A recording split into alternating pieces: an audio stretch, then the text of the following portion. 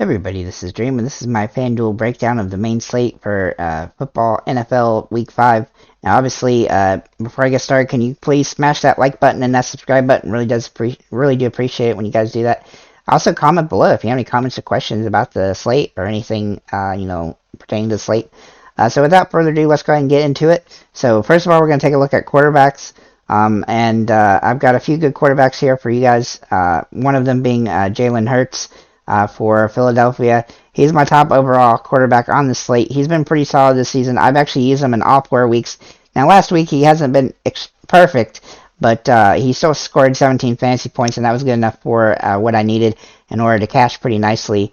And so I like him in this particular matchup here against Arizona, who hasn't been great against the pass this season. He also has running potential, which definitely gives him an advantage. Even though Arizona's been pretty decent against the run, I still like him in this matchup quite a bit.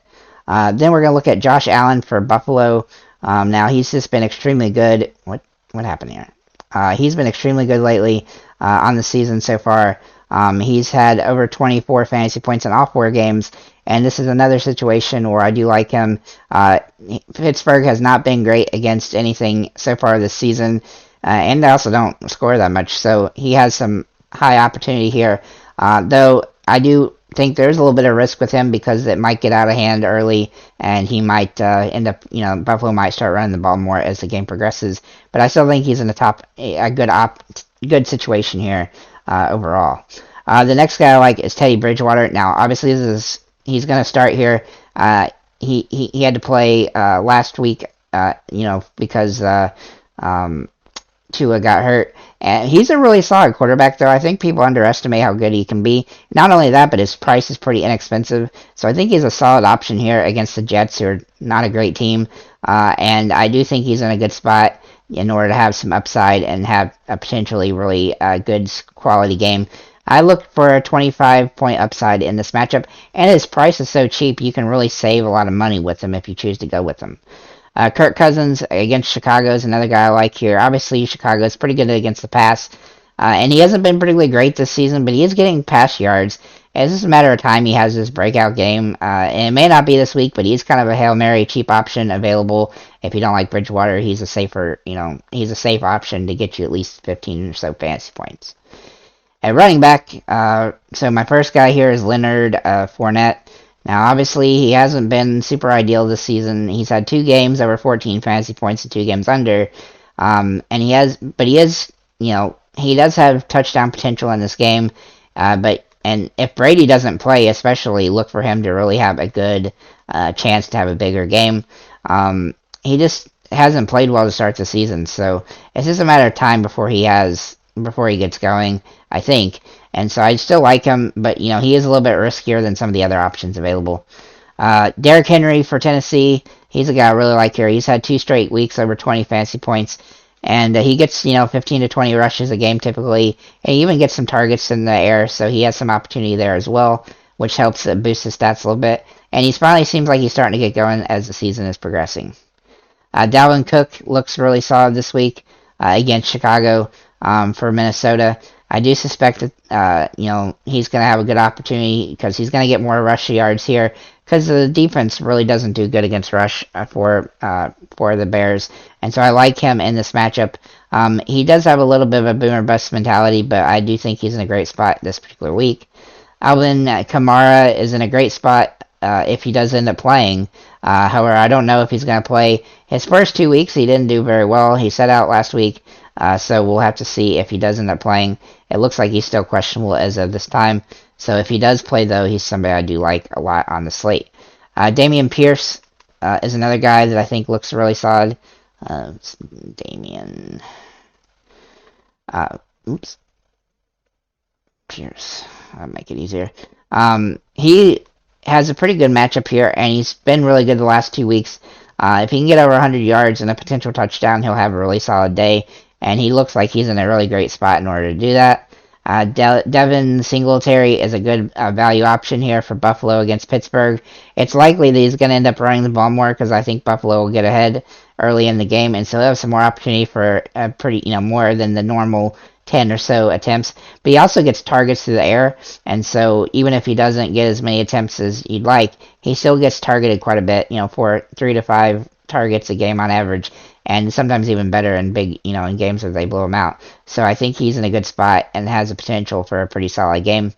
Then we're going to look at Rahamande or Stevenson. I think I said his name right. I'm not sure. He's really cheap, and he's been pretty solid the last 2 weeks. And I think the New England Patriots are going to continue to rely on him more. So I do like him here. And then James Conner for Arizona. He's been not particularly great so far, but he's not doing terrible. It's just a matter of time. He's got to get a good matchup. Again, obviously the Eagles are pretty good, but both these teams are going to have to run the ball probably in order to have success. And so if they're going to have success, he's a cheap option that you could utilize to save money and probably do okay. At wide receiver, Cooper Kupp, obviously the top option overall. He's been really solid so far this season. He's only had one game where he didn't do particularly great, with under 15 fantasy points in the game against Arizona. But overall, he's in a good spot here against the Cowboys, and I suspect that this Cowboys game is going to be pretty high scoring. Then Justin Jefferson for Minnesota. Now he has had some really good games, 26 fantasy points and 34 in 2 games, and then 3 and 7.8 in the other 2. This particular situation against the Bears, he's gonna have to show up if they're gonna compete in this game. As long as it stays tight, I think he's gonna be a guy that you gotta want to try to target. Deebo Samuel is a guy I really like this week. He has been pretty solid, consistently over 10 fantasy points every game, and if he can get a reception touchdown, he'll have some upside for that, and he's been a favorite target for their quarterback, so I really like him in this matchup. Stephon Diggs, obviously he's going to have to do his damage early and often in this particular game, especially because I think this game will get out of hand, so he's a little bit capped, but I still think he's in a great spot, and he's obviously one of the most expensive options on the slate. Tyreek Hill is another guy I like here from Miami. Now he is questionable, so we do have to check to see if he plays. But if he does play, then he's going to get a lot of targets, and that makes him interesting in this particular matchup. Then AJ Brown. Why does he never show up when I type his name in? Anyhow, AJ, where is he? Yeah, here he is. For Philadelphia, he's one of the guys who's been really solid with, if you want to place him with the Jalen Hurts in your lineup. He's been pretty good so far this season. His price has come up some, but but he's not super expensive compared to some of the other guys like Kupp and stuff. So I do think he's in a top tier option when it comes to wide receivers. Then Christian Kirk, he's been pretty solid for Jacksonville.